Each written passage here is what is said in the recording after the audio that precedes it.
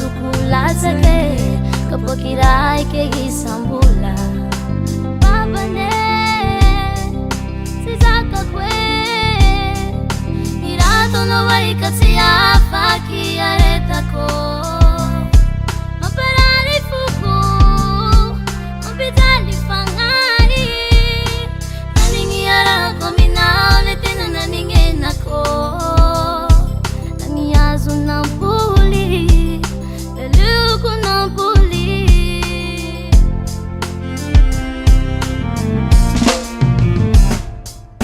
sa ikiyamu no tinasasuna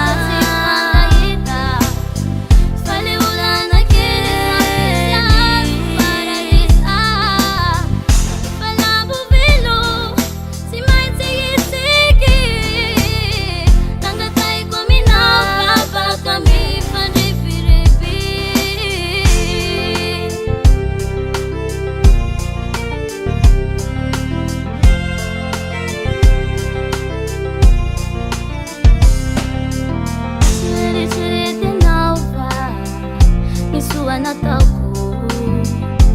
Atina sa kina Pinamaliking isay ko Si vida niya manesu-esu Pambabuka bula Ranong masukulat sa'y kapag kiray kay isang bula